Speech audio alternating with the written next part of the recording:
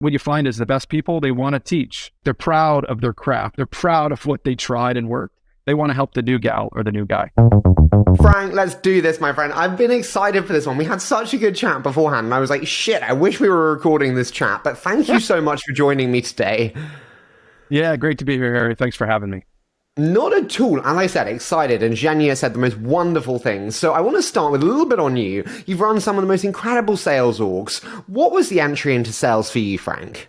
Look, I knew I wanted to be in sales straight away. In college, I worked for a company selling knives in people's homes, like the opposite of the job you'd ever go for. I ended up running an office as a college student. I was 20 years old. I had 75 people working for me in Palm Beach, Florida. It was like getting a PhD in sales. So in undergrad, I'm in finance. It's an overloaded degree everyone's getting it. So I started to pick up some programming classes just to try to find some separation. And then IBM picked me up. They love the intersection of sales and programming. And I'll tell you one thing, as soon as I got to sales training, I realized most people didn't have any proper sales experience. And I was really excited that I had the hustle and grind of that experience. And then my first role at IBM was a competitive sales rep. So every account I talked to didn't want to talk to me. So you get to kind of have this like bulletproof skin on you, which is a really, really great way to get into sales. If only I had that in dating. I wanted to start there. And again, we said it off schedule. I'm going straight for it. You said it was like a PhD in sales. Yeah. What did you learn in that PhD of sales very early on? If I were to stack rank recruiting, like the art and science of recruiting, a big part of it is how do you recruit a college student to go sell knives. You sell them to your mom, your aunt, their friend, and then at some point they end up fizzling out. But the ability to recruit people to go do it, if you can recruit good people, you're going to have a lot of success. And that's carried on with me my entire career, which is if I get the best people and I treat them great, by definition, they hit their goals. I'm hitting my goals and the company's happy. So I think like the idea of recruiting the best people, and it stuck with me. And then I was an intern for a recruiting firm, and I enjoyed that a lot. So it's like, that's kind of the bedrock of my whole approach as a sales leader. When we chatted before, you said how you handle tragedy defines you. And I didn't know whether it was okay for me to ask this, but can you unpack this for me? We're going deep. We're going right in. I caveat it with, I don't know if it's okay, but I'm going to anyway. Can you unpack this for me and how you feel on this one? Look, it's about resistance and persistence. I think, my job every day is to solve problems. And I think if you have a problem with a problem, you're not going to persevere. If you're okay tackling something that's super difficult, how you respond to that is going to help define you. So like for me personally, when I was a kid, my father passed away when I was 8. My mom remarried. I picked up an incredible stepfather. And then years later, my brother passed when I was 30. But what it does is it makes you really grateful for what you do have, to look for the positive. But it always kind of produced a chip on my shoulder and a feeling of being unstoppable. And it's like, hey, I made it through that. Let's go. And that's just carried on with me through my professional career. Can I ask, has it ever got you in trouble? I don't know if I have a silver bullet on that one, but I do think that it creates a bold mindset and encourages you to go for jobs, for example, that you're unqualified for, or go for deals that you're not in a position to win. But I think like the best teams take 3-point shots, and it encourages you to take 3-point shots. So yeah, you're going to take more risks. I would argue the outcome is going to be significantly better than if you have a more conservative mindset in your career. So I think it just encourages a lot of risk-taking. Boom, we've gone for an early sports analogy. Good to get the different demographics in there, Frank. Well done. I want to start though on one of my favorites, because I go back and forth on this. People tell me I'm wrong. People tell me I'm right. I want to first understand, how do you define a sales playbook? Repeatable and relevant. Maybe if I'm just trying to like boil down, there's a lot of process and MBA words that get lost in there sometimes. Repeatable and relevant. So I think first it's client relevance. So clients don't care about you, your gear, your product, your organization. They care about them, their metrics, their firm. And so it's got to be client oriented. And then for the rep, it's really hard to ramp in a new firm. Like probably 50% of reps out there, there's something new. It's a new company, it's a new team, it's a new client, it's a new industry. And so it takes 6 to 12 months to ramp up. If you can have something that's super relevant, it allows the client to get immediate interest in the firm, and it allows the rep to ramp way faster. So like for me, I always start with the money and I work backward, and I focus on TAM, and then I start to build the playbook back from there. So at least I know if I'm on a treasure hunt and I've got a shovel and we've got people digging, are they digging in the right spot? And I think that's the question that a lot of sales teams miss. They find it later in the year when it's a bit too late. Does that make sense? Do you know what? I would love to actually just dig in there so I understand. So you said you start with the money and you work back from there. I'm a founder. Help me out.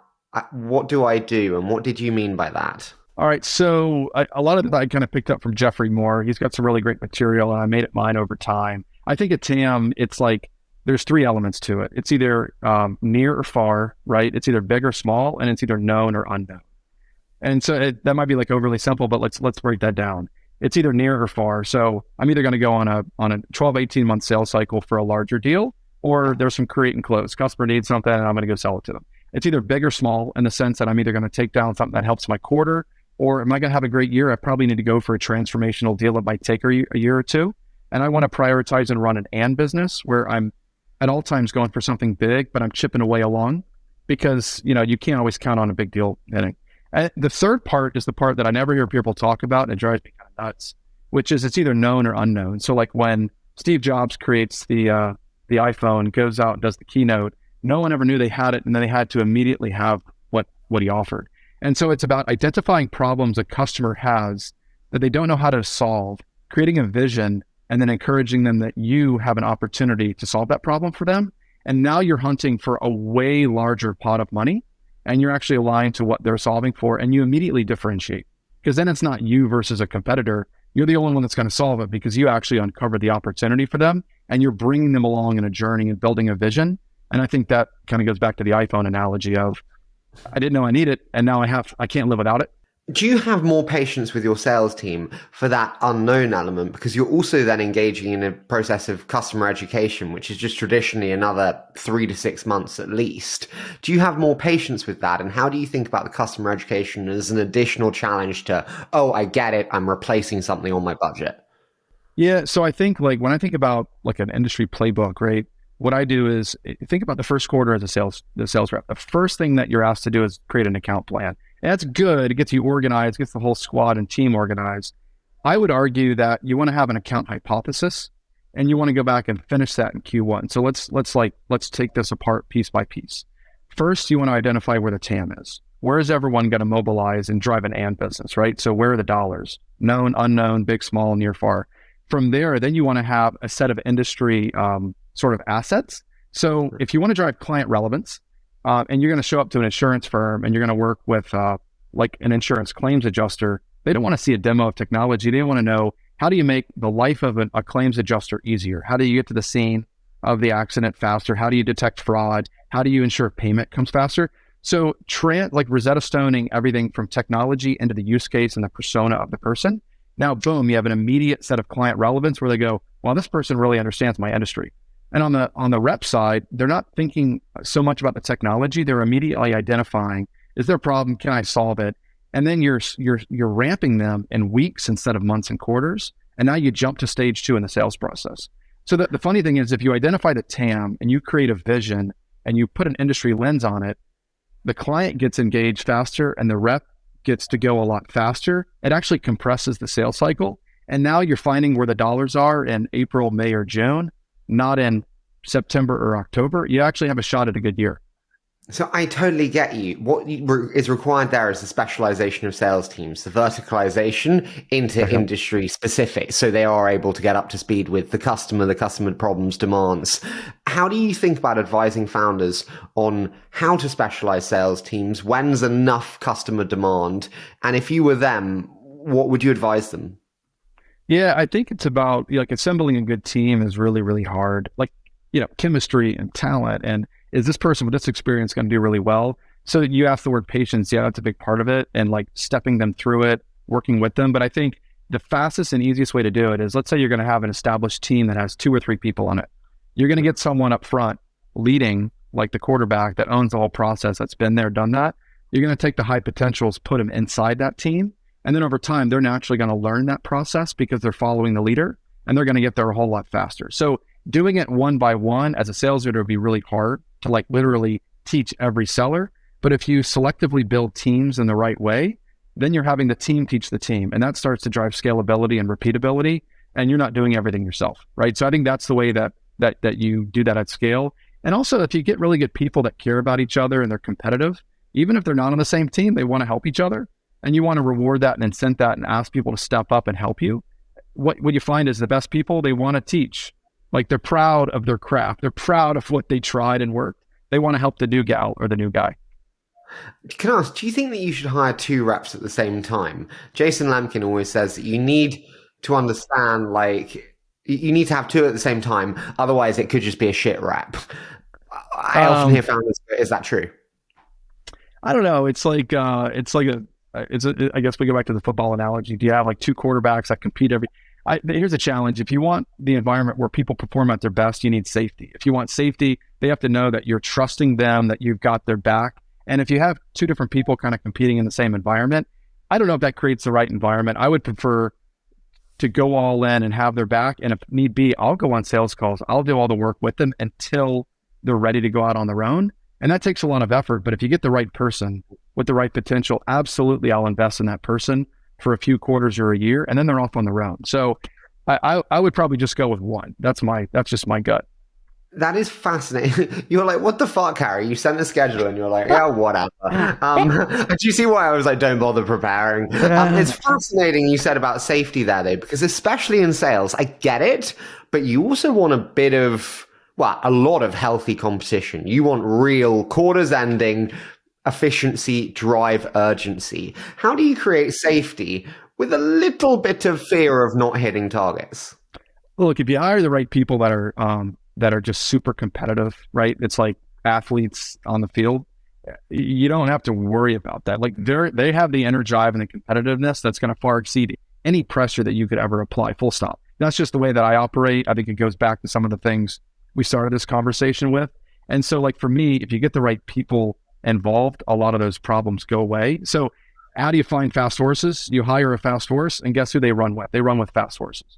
Go find the best sales rep that you're going to go find and see who they hang out with in the office and socially. They hang out with top performers. They hang out with winners. And so whenever you're on the interview cycle, the first question I always ask full stop is, hey, top rep, who are your friends? And should I have an opportunity to meet them? Because they're always going to know the best talent. And I think when you bring them in and you drive that competitiveness, all those problems go away. How did I meet you, my friend? I went to Zhenya and I said, who's the best sales guy? And he was like, oh, Frank. So I know your game. But you've mentioned hiring many, many times. We're going to get back to playbooks and accounts, but I just want to touch on it because we're so on it now. How do you advise me on the hiring process for sales reps? Let's start there. I think fit. It's like, how do you buy a suit? It doesn't really matter, like the color or the fat. It's like, does it fit you? Was it bespoke? Was it made for your frame? Right. So for me, it depends on the account. And so you look at a spectrum of like SMB to strategic sales, the answer is going to be wildly different. I'll probably talk about the enterprise component, which is top end of commercial to strategic. So for me, it's about fit. So if I've got an account that has multiple reps on it, the team chemistry is really difficult, but I always want the closer up front because they have to carry it all the way from one end of the field all the way down. But I'm also going to want to bring in like a visionary. Sometimes they're more academic, they're super right brain, very creative. They can build a vision and bring the organization along. They may not be as comfortable closing. And then the third profile of people I want to pick up is the person that wants to go hunt and take down every deal. It's like see a bear, shoot a bear. And that's not something that I was like super talented at. I wanted to go kind of big game hunting, but if you're going to run an and business, you need a collection of those different skills and you put them all together. So like you want to find those people and then at a chemistry level, figure out, can they work together or do you have 2 alphas? If you have 2 alphas, it's never going to work. And so and I've screwed this up a few times, by the way. I want to touch on how you screw it up, but I just want to stay on the hiring specifically. So when you're interviewing reps, do you try and not box them, but put them in a bucket and understand you're a visionary, you're a killer bear, shooter bear, you're a closer? How do you advise me on hiring these 3 different profiles?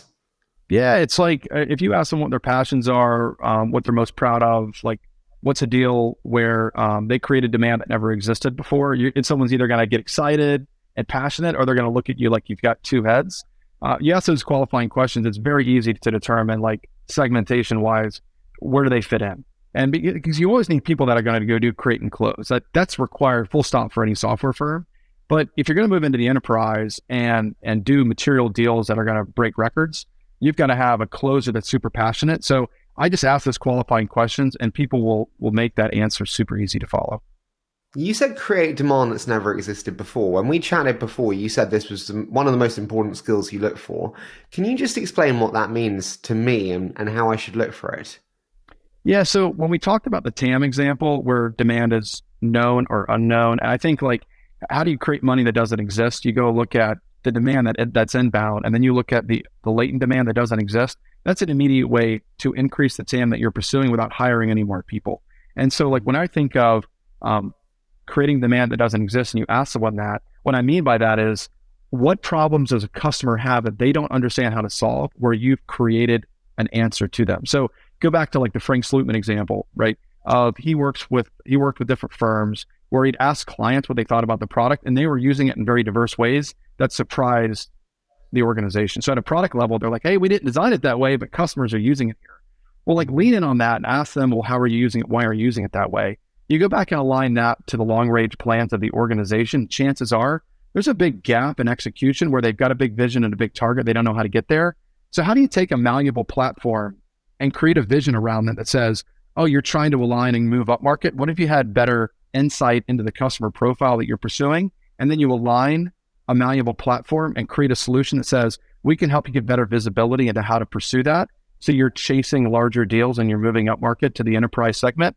And now all of a sudden you're a consultant and you're not starting with tech, you're ending with technology. So for me, it's like every conversation starts with, through the lens of the customer and great empathy, what are they trying to do? And then how do we reverse engineer the product to fit it? It never starts with product.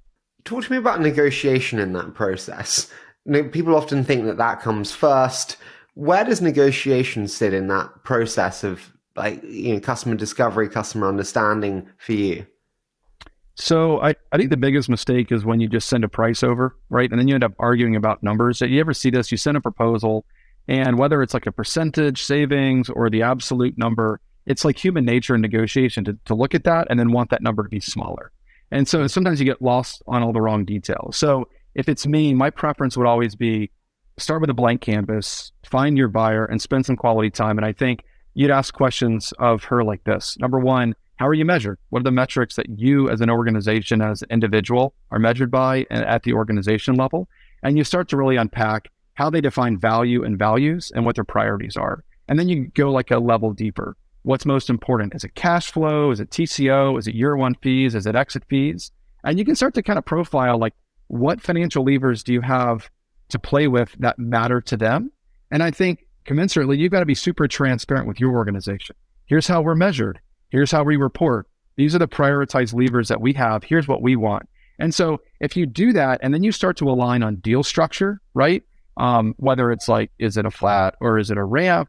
When you start to like really categorize all the different ways to package a solution, if you do your job right and you're authentically looking for ways to create a win for them while being transparent about what a win for you looks like, then by the time they get the first offer, it's going to land well because it's very predictable. And then when they counter or you counter, it should be very predictable because they've already told you what they're interested in, and so have you.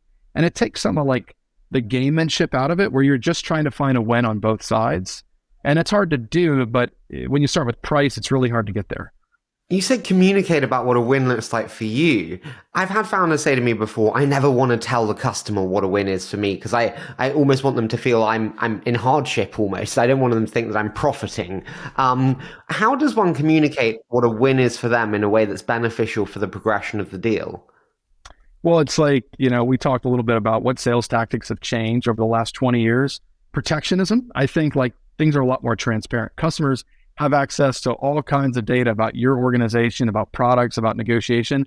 So like the idea of being closed-ended, like you have all the information and you don't want to share it, that's just evolved. Like we're 20 years past that. And so for me, it's about being really transparent.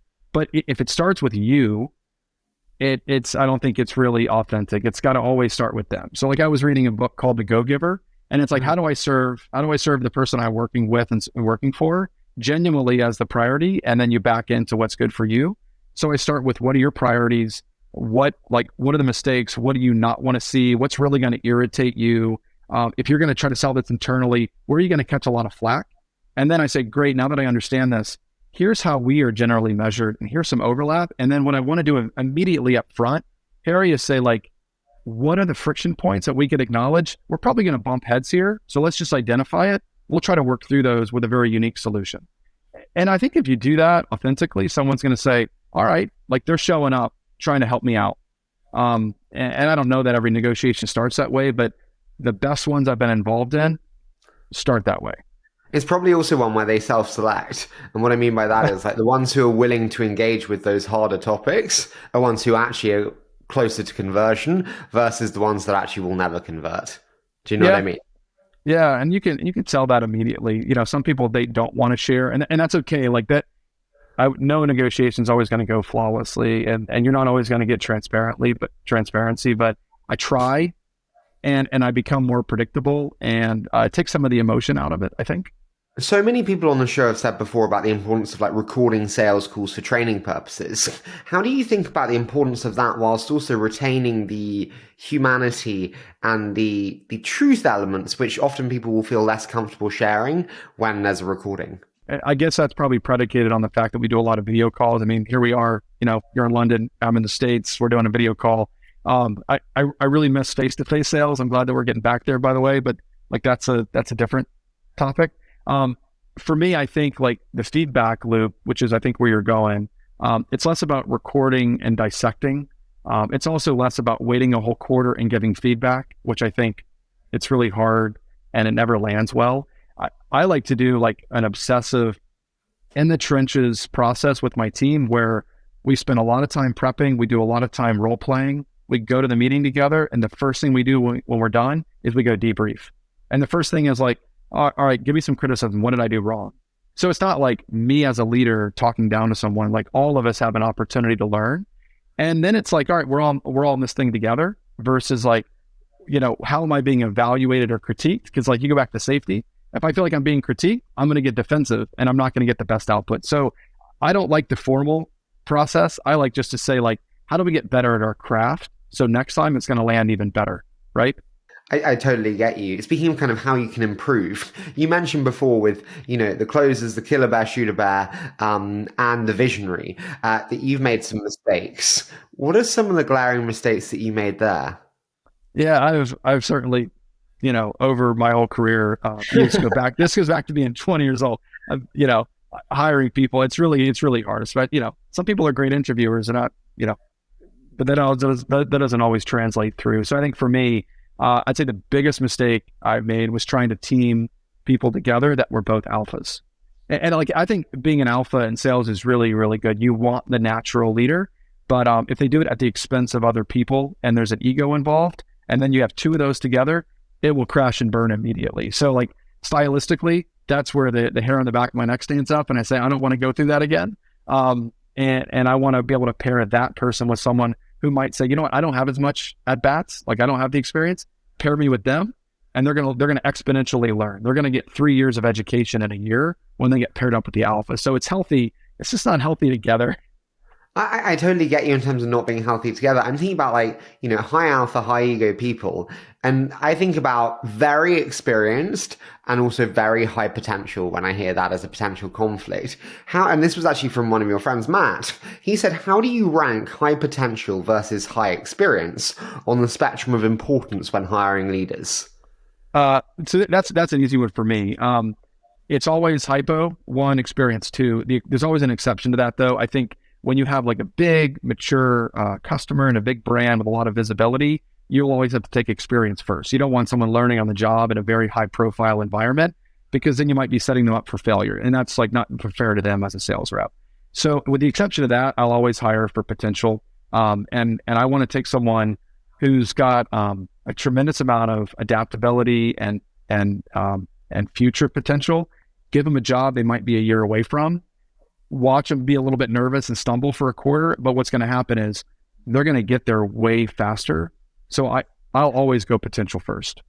I agree with you totally. My question is, what's a stumble and what's a stumble too far? Yeah, I think when you, it's almost like when you outsource to someone to say, hey, I think you're really good. You've got good potential. There's a big meeting coming up. You got this. That's crazy. So like for me, what I want to do, whether it's me or one of my leaders, it doesn't matter who in the stack does this, someone who's more experienced, get in the trenches with that person and say, look, you've never had a CEO meeting before. let's figure out how they're going to operate and run the meeting. First off, they might run the meeting and you're just going to have to go along with it. So whenever you're going to plan for, you can just toss right out the window. And you don't know that until you go through it. And so for me, it's like during the preparation and the role playing, having that senior leader step by step with them to say, here's an experience I went through, but also ideally you have a senior leader go with them on that meeting and they play the role, right? So maybe they're teeing them up with a softball question that they can hit out of the park, or they're there in case it goes off the rails, they can hop in. But I think having sort of like someone riding shotgun with you in the car, and then giving the freedom to go take the wheel a little bit is really important. But once you get through that hand-holding process, you get a few at-bats, you'll find the reps like, I think I got this. And then you go, great, you've demonstrated the experience, go. But I think if you start there, you're kind of leaving them out in the wind, and that's not fair for them. Can I ask, speaking of like high potential, but maybe not quite there yet, one thing I do struggle with often in enterprises, like enterprise sales cycles are long and measuring rep effectiveness is naturally harder. How do you think about measuring rep effectiveness in strategic sales with much longer sales cycles? Let's take two examples. One example is you've got a big account that you're pursuing, and you've got 2 or 3 reps. The first thing I do is grab the hypo and put them inside of that organization, right? So they're teaming along with it. If not, I think there's a level of babysitting, and I say that as a positive term, not a negative term, where I'm going to sit side by side with that rep. And so like a big part of my day is I clear 2 to 3 hours that I have no plans for, specifically so a rep says, hey, I've got a big account meeting coming up and I feel stuck, or I have an account meeting coming up and I want you to join. I will immediately clear my calendar and say, let's get in the trenches. So I'm literally personally teaching them and bringing them along, and never letting them out on their own until they're ready to go. So like that, and so there, I don't think there's any substitute for hand holding on the ground training. And so the only way that you do that is personally getting involved.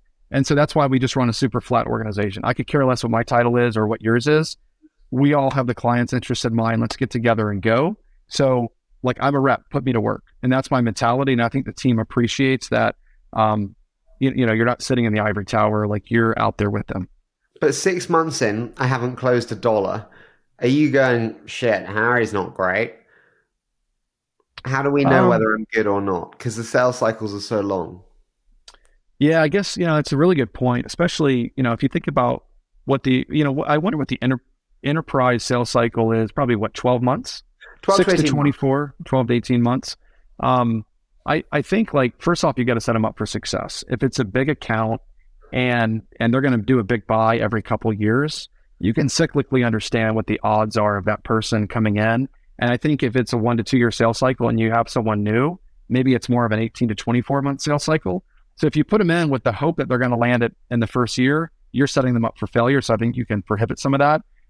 So I think you either give that account to them in year 2, or you don't give that account to them at all. So I think measuring the effectiveness along the way is predicated on setting them up for success at the beginning of the year. But I also think that if you're a team and you're going on sales calls together, if they're doing the job or not, right? Like there's no escape from that. If you're actually giving them ample time to prep, to go on the meeting with them and to debrief, like your job as a leader is to spot that. It shouldn't be hard. You said about setting them up for success there. It's one thing that I find a lot of founders really struggle with, which is like new rep onboarding, especially when they haven't really done it before. I'm joining your team today. What does my rep onboarding look like for you in an ideal fashion? It's a little bit contrarian, and we've talked about a couple pieces, but like, let's take Humpty Dumpty apart and look at Q1. The first thing I want to do is I want to build an account plan, but let's call that a hypothesis. That way we're immediately starting to take action. We're mobilizing both the sales team and the extended team. But immediately from there, I'm going to pause and say, great, let's go do the TAM analysis. And we've talked about that. We broke that down already. Like, where's the money? Where's the opportunity? From there, I'm then going to align the sales process to where that revenue opportunity is. And if I'm doing my job right, I'm running an and business. I'm going to pick off some of the small deals along the way. I'm going to go for the big bet. And ideally, there's a path to hit my quota both ways. So at the end of the year, if I intersect and both hit, I'm going to have a monster year. If one of the two hit, I'm going to have a pretty good year. From there, the third step is we're going to create like an industry playbook. I think playbook, it's sort of like this ambiguous term. So I don't mean like the PhD version of a playbook. What I mean is I'm a sales rep. I'm about to go on a call. What I don't want to do is go prepare all the materials. I just want to go out and make the sales call. So let's say you're walking out, like I've got 4 kids. So one of my kids is walking out in the morning to go to school. They don't want to prepare their meal. They don't want to pack the lunch. They want to get the Capri Sun, the apple, the sandwich, put it in a paper bag, go out, and they want to eat. And so if I'm a new rep, I don't want to go figure out everything about my product, everything about the industry and the customer, and go build this whole thing that, by the way, all of their peers did. Yeah. Like, you got to drive a level of repeatability. So what we do is we build industry playbooks. So if we're covering an insurance company and the insurance adjuster, that example we used earlier, we're going to put together 5 slides. In the industry, with 80% accuracy, these are the problems they're faced with. These are the solutions where we fit. These are examples where it works. These are the outcomes of customers who have solved the problem with our technology and the outcome of it. And then here's a success plan to get there. And what it does is, it doesn't replace discovery, but it gives them a framework to say, with 80% accuracy, you're probably going to land well if you use this process. Yeah. So number one, you know where the money is. You're making the right sales call. You're talking to the right person. You're pursuing the right opportunity. And when you show up, you're talking the love language of the client. Immediately you're relevant. Immediately you get ramped, and you know you've qualified out the opportunity isn't worth pursuing, or it is, and you've jumped along in the sales cycle. Now you race back at the end of the quarter and you rebuild your top account playbook. You rebuild your account plan. And then now you've got 3 quarters to find and close the revenue versus finding out in Q2 or Q3. And now you're in a race to the end of the year. And I think when you're in a race, it's really hard to perform. So how do you like ramp them and give them some space to run? That's how you do it. So I think what you do in Q1 completely determines the success of your year. How do you create the slides? I know it sounds stupid, but is this like Google Slides? And then how do you share them across the team? Because I love that. In terms of a way to ramp people efficiently, it's fantastic. But what do you use in practice? So first off, I drive people crazy. So like, I did this personality test a few years ago with my coach. And what I found out is I'm full blown left brain and right brain at the same time. Normally someone's very dominant on one side or the other, and I'm both, which means I drive people crazy. I have a lot of ideas and I want to execute. And so in the absence of focus, I'm everywhere. Like, I'm the absent-minded professor. And so what I have to do is get really, really focused on what's the idea, how do we prioritize, stay on message, and then execute with focus. So that's one of those learnings as a leader that I've tried to get better at over time. So a big part of what we do as a team is we want to bring the creative energy in. We want to bring the right people, not to conform to our group, but bring in a lot of diverse set of experiences and personalities and perspectives. So we do like a lot of right brain, creative, whiteboardy stuff to come together on, hey, we tried these 5 different points with a customer, 3 failed, 2 worked. Let's go in on those 2. So it's very much trial and error. So like, mistakes very encouraged in our group. So if you screwed up and the client meeting went poorly, great, like tell us so we don't go do that again. And so whenever we build the playbook, they'll end up in slides. But the way that we build it, we call it, by the people, for the people. I'll literally bring in my industry team, my sales reps, my engineers, me, and we'll sit down and say, let's bring together the last 6 months of learnings and let's go rebuild the industry playbook based on what's actually working, what's monetizable. And look, like, even with COVID, the world's changed a lot in 2 years. If you're not adapting your cycle, like, it's going to be stale. So you have to do that. And then we put together 5 very simple, very like point and shoot slides that like a fifth grader could read and understand. And then you take that and you say, this isn't the end all be all, it's a template. Make it yours. Like, make the questions yours, but let it inform the discovery. So when you're asking questions, the buyer is like, wow, they did their homework. I appreciate that. I want to lean in and help this person. I love that as a first step. You can tell that the buyer would resonate when someone comes in prepped. We're moving to the end of the cycle. People are slow to convert. We both know this. How do you create urgency in a sales cycle where there might not be urgency on the buyer side? Yeah, I think if it starts with you as an organization and what's in the interest of the firm trying to sell it, I think they're going to see through that. I don't think it's going to work. I think it's got to be through the lens of the client, like, full stop. So let's take an example.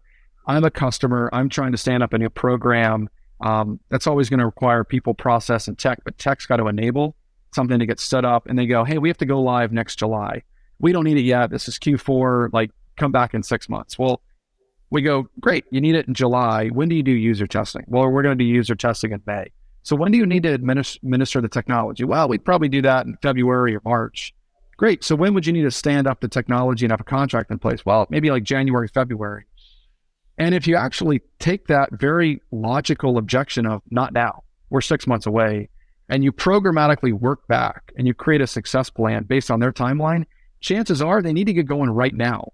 But like, you can't make the assumption that they understand it, because this is what your job is, not theirs. So you've got to build out this, here's a success plan over the next 6 months, and requires you to start now. And by the way, take advantage of your enterprise buying power and our fiscal year end to get the best technology financial deal that aligns to your success. And if you focus on their success and their outcomes and a faster ROI table, then they might believe you and want to lean in and buy earlier. But I think if you do it based on what's in the best interest of the firm that you're representing, I don't know that it's going to land as well. So the biggest reason I'm on many boards, the biggest reason for companies not hitting targets is, hey, they loved it. They loved it. Really. They're super keen, but it just slipped into next quarter. That happens all the time. What would you say if you're on the board of that enterprise sales company? Yeah, I'd say two things. Number one, in this environment, the first question is, have you adapted a lens on the buying cycle for the CFO to review it? Like, is there a quant element of value inside the proposal that a CFO who's never met with you, who will never meet with you, who's never used the technology could look at, understand, and say, I like what I'm seeing financially? Because that's like we have a new buyer in the cycle that was never there. That's the CFO. And they're probably going to get personally involved in an enterprise deal that's material. And if you haven't evaluated that and haven't like role played that, then you're going to fail. That's number one. What do we, just so we do it at the time, what do we need to do there? Right, create a doc specially for the CFO that says, I love you, CFO. You know? Yeah, no, that's a good one. So here's the way I would do it. After you go through, what are your value and values? What is the problem we're solving? What is the solution? What is the success and roadmap? What is the value? And then what is the pricing? And what is the next step? Like, that's the logical process. Before you get to pricing is the value. And I think the value slide has a few different pieces to it. And yeah, like if you're being like really specific, Harry, it's a Google slide, right? But you've got to think through a few lenses. One is the economic value of buying. Are they getting a good deal? Are they avoiding cost? Are they saving money? And part of that is fee reduction, right? As an example. Another part is, how do you consolidate and do cost reduction in this cycle where, hey, I have 15 vendors. How do I standardize on one? So cost reduction or cost savings has a lot of different pieces. The other piece of that is value. How do they drive value to the organization? Now, if you've done your homework right and you've asked the questions, you know how they're measured, you've read the 10K, you know what is important to that organization financially, and you've built a value framework that either says time to value is faster, ROI is there, this is going to drive shareholder value in these meaningful ways. And then I think the qualitative value, which I don't think a CFO is really going to buy into, is as a side benefit, you might raise sales. As a side benefit, you might have happier people. As a side benefit, you might reduce your carbon footprint because you've moved to the cloud. Now, these are things that like a CFO would look at and say, first, they've done their homework. Second, my team has validated this. Third, now I want to lean in and not object to it, but maybe ask some questions. You're avoiding all of these inhibitors to a sale and maybe enlisting the support of someone that all they care about is financial value. So if you skip it, I think it's going to be problematic to a sales cycle. Do you notice the language and the priorities of your buyers is changing in a new economic cycle? Whereas before they would care about ESG, they would care about team collaboration and morale, and now it's like, save me fucking dollars. Yeah, it's interesting, and I think like in any cycle like this, and who knows how long it works, but we saw it in 2008, 2009. So we've all been to this before. Absolutely, they want to do more with less. Cost matters, efficiency matters. And I think like this is when you're going to get more financial buyers as part of the process. If you haven't organized your story around these new evolving priorities, shame on you, because their priorities have shifted. Your messaging and your value prop should absolutely be shifting in alignment with them, or you're going to be irrelevant. And that's your fault. I totally agree with you. The other question I have to ask, kind of given the very influx times, is really planning and forecasting. Who fucking knows? That's why VCs aren't investing. It's because no one wants to catch a falling knife. As a sales leader today, and I know it's very different for different segments, different go-to-market motions, but just for you, how do you think about forecasting? Where it's like, I don't know, there might be war, there might be hyperinflation. Might remember the day of the week, might not. England may have a new prime minister tomorrow. How do you plan with such uncertainty? I think there's three pieces. One is you need like a very left brain math model that looks at all the historicals and says, like on an average ratio, this is our close rate to pipe. Like there's basic math that everyone should include as part of the cycle. Number two, everyone should be layering in AI to be able to, at a predictable level, if you're a big organization at scale, understand trends. Because if everyone else in the organization is seeing a downfall in forecast, technology is going to pick that up, where if you've got a team of 5 people in a small territory, you don't have a chance to pattern match because you're not talking to 1,000 reps, but the tool is. The third is, I think you need to have like a right brain qualitative review of everything in your cycle. So what we do is we do a bottoms up deal by deal analysis, and then we go back and compare it to the math model and whatever AI says. And we go, do we believe the truth of this? And I think if you're really involved in your business, if you're like out talking to customers and listening to them and asking qualifying questions, I think between those 3 or 4 dynamics, you should be able to call your business. But I think when you look at the Wall Street Journal, you can tell when there's going to be more cost pressures. So like we spend a lot more time forecasting and like truing up and doing like checks and balances now, as you should in this cycle. So you're never going to like remediate all of the risk. But I tell you what you can do is you can microwave it a little bit and take it out of the cycle and have a more predictable forecast. It's so funny you said there about the reps. I remember before the show when we chatted, you said even the best sales leaders want to be super reps. And I thought it was kind of confusing because I thought the point was that reps wanted to be sales leaders and sales leaders didn't want to go back down to being super reps. So why do the best sales leaders want to be super reps, Frank? Well, there's 2 kinds of super reps, right? There's the good and the bad, right? So just go with me here. So I think like if you're a control-oriented leader where you've always got to be, the person in the meeting, or like, hey, I did this, or, I'm going to get overly involved, or I'm going to like micro this person, that's not great. But I do think like if you want to understand how to drive success in the field, I think if you look at your job as internal and the sales rep as external, and you're too far removed from the customer, that's terrifying to me. So I want to be like all of our big deals. We do a weekly review, full stop, every single week. What are the biggest deals in the week or the quarter, the month, or the year? And what I'm going to do is I'm going to get really, really involved. And the second I see something go off the rails, great. I have a 2-hour block in my calendar. Cancel whatever you got. Let's get on the phone, and we're going to spend time rebuilding your entire value prop. And then next week, I want to see how that goes. And so I think like that's the way that I get sort of micro, but it's in the interest of the rep. And the first question I ask on a big deal review is, what's your goal? Not your quota. What's your goal? What do you need to be financially successful this year? Great. Now, how do we get there? Here's this proposal. You're not going to get there with this proposal. Let's work together to bridge the gap so you hit your goal. And I think if you do that authentically, you're helping that person, and you're not being critical. You're not looking over the shoulder. You're just trying to drive increased odds of success. But in so doing, you've got to be like really in there with the rep, right? So you got to be like a leader and a sales rep. And you just have to be able to fluctuate back and forth. You said about the weekly review there. I really want to dig in on this. Okay. When do you do it? How long does it last? Who sets the agenda? Who's invited? Just walk me through it. Again, I'm an angel investment of yours. I have no idea about weekly reviews. Yeah. So, every team's probably dependent. I think if I were like generalized, it's an hour and a half a week, right? The first 30 minutes is free form, which is, maybe it's because there's an urgent deal and we just need to like pivot into whatever senior leadership might need that week, or I have, a house on fire we need to solve. Great, let's identify it and swarm. The second hour is very structured, and it's a little bit more looking forward. So I might have an hour and broken into 20-minute slots, and I've got 3 reviews, right? Maybe that's this quarter or next quarter.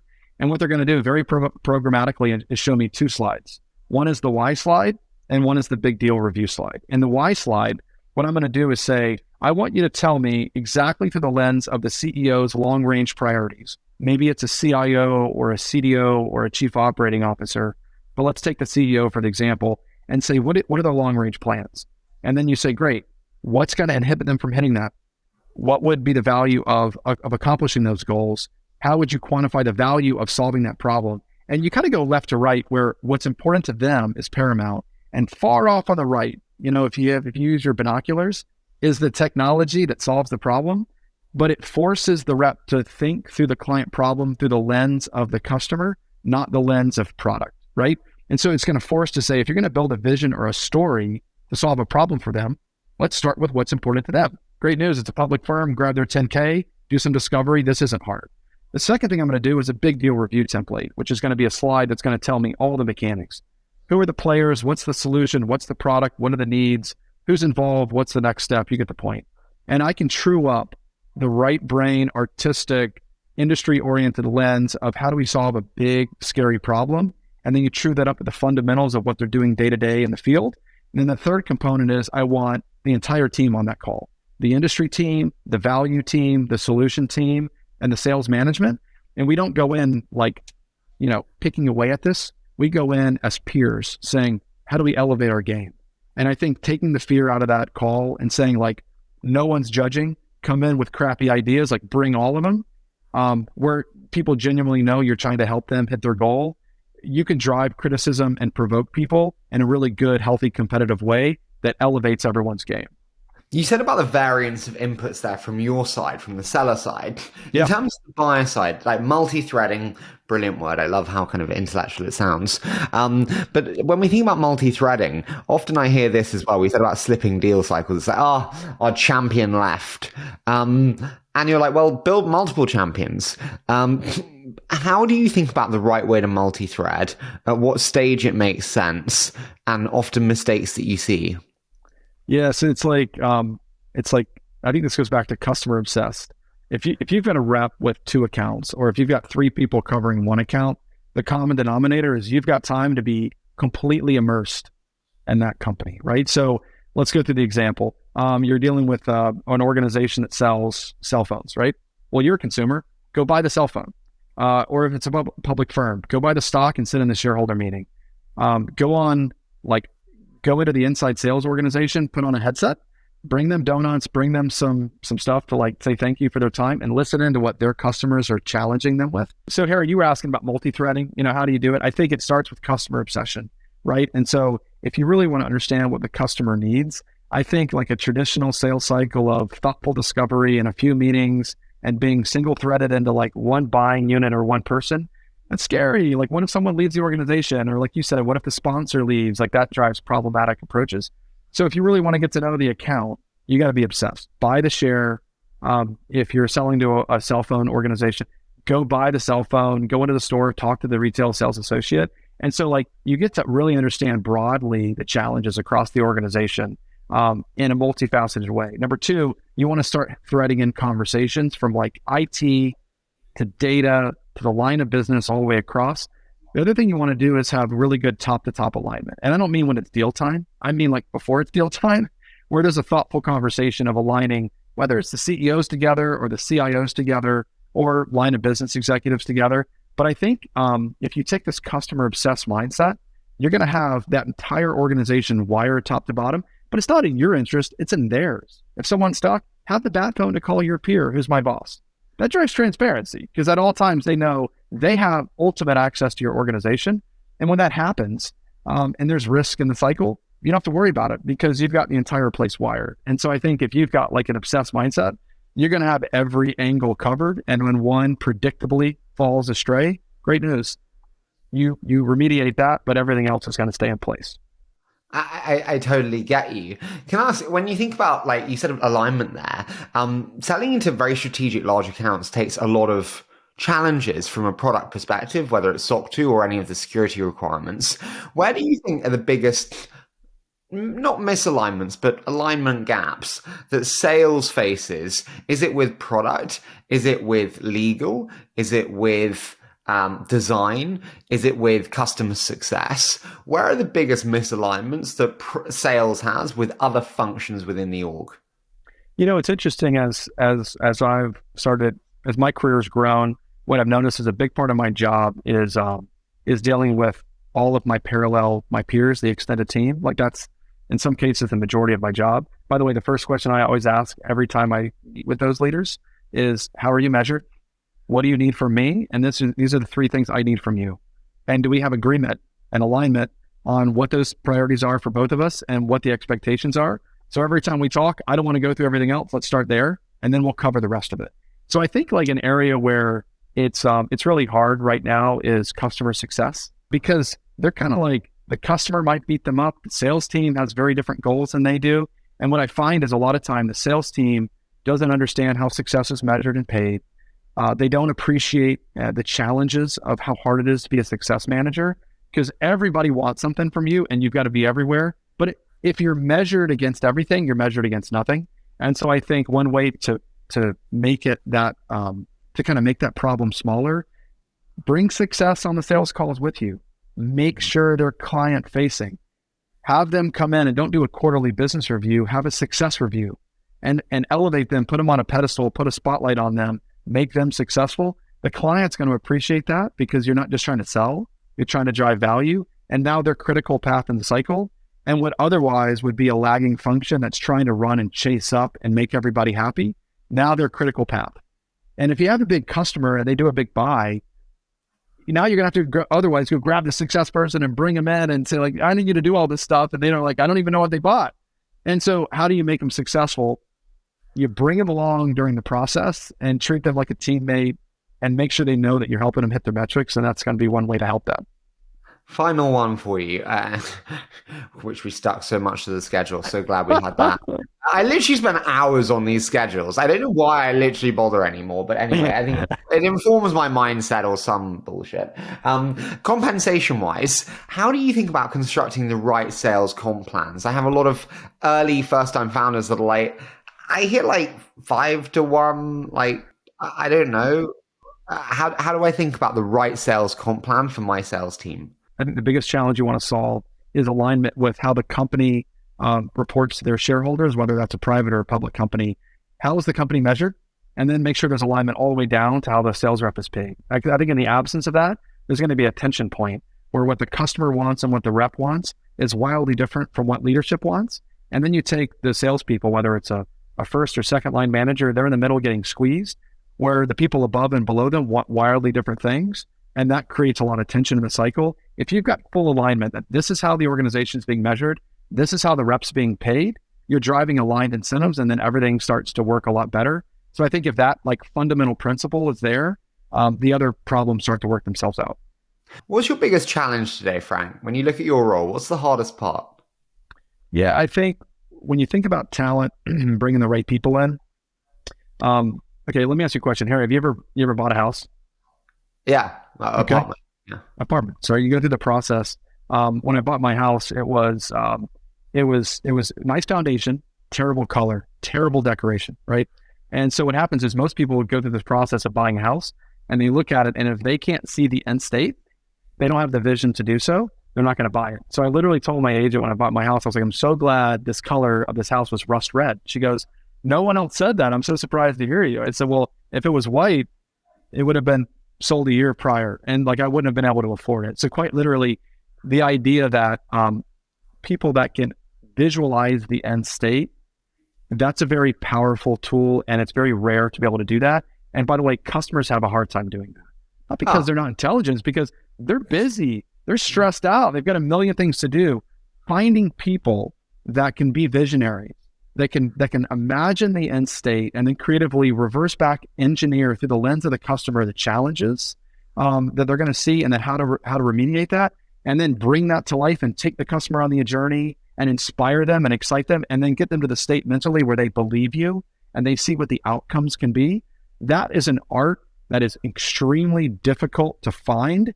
And when you can find someone who has it, you grab them, you bring them over, and you just give them all the resources possible, and you try to retain them as long as possible. That is a skill and a value that's very difficult to find. That and teaching people to communicate with senior executives, those are just like hard to find skills. And so I appreciate that when I see it. Man, all of my career I've been told I'm not experienced enough, I'm not smart enough, I haven't put the yards in. And I'm like, I get it. But what if I can? Like, what if you're wrong and I'm right? And it's like the visualization of, I get you, but let's see, like, in my mind, what it looks like if I'm right. And I think I am. Do you see what I mean? And so it's like seeing what others don't in terms of the uncapped. Here's the deal, Harry. That's a competitive advantage, right? And so you recognize that like very few people do that. What they want to do is just hire more people. Like the ability to, I think, to capitalize on that is rare. And so if you get really good at something other people don't pay attention to, I think that's probably one of the things that makes you great. Man, I could talk to you all day. I want to move into a quick fire round. So I say a short statement. You give me your immediate thoughts. Does that sound okay? Let's go. So what sales tactics have not changed over the last 5 years? Listening, discovery, personal relationships, face-to-face. COVID? Like, that changed a little bit, no? Well, it changed, but like the need for it didn't change, right? So now that we're cycling back to face-to-face, what I'm finding is it's really difficult to build relationships when you're remote. It's easier to retain them over time. But I think like what I'm finding is the absence of face-to-face, something is missing from the cycle. You've got to find a way to recreate that, acknowledging that it wasn't there for a while. We've got to bring that back. How did your sales approach change remote with COVID? I'd say there's two things that I learned during COVID. One is if you're a hunter rep, if you're like an SMB, it's really, really hard. You're trying to build a relationship from scratch. Fortunately, we were in the enterprise space, so we didn't have that. But in the enterprise space, I think like one thing that we would do is we build like a big executive briefing, and we would send Uber Eats gift cards to everyone who would be a part of that briefing. And we would have like a really nice digital experience. And we were trying to sort of like bring in the events team and get really kind of clever and crafty and make it fun and exciting for the customer. And then on the internal side, we would do a lot of virtual happy hours, like right at the very, very beginning when people were scared, just like, how do you kind of bring morale up, but get people connected? But I think now that we're on the back end of COVID, I think the value of face-to-face when you can do it and it's safe, I think we need to bring that back. I totally agree with you. I desperately miss the face-to-face, I have to say. Tell me, what sales tactics have died a death, Frank? I think hiding information, right? Like the idea of solution selling, which is like, I have information you don't, and I'm going to tell you what you need. People have wild access to information on your firm and the organization and the product. I think recognizing that and being super transparent and coming in saying, tell me what you know about it, and and being really authentic with that. I think hiding information and trying to be protective, that's 20 years ago. What would you say is the biggest mistake that founders make when hiring sales teams today?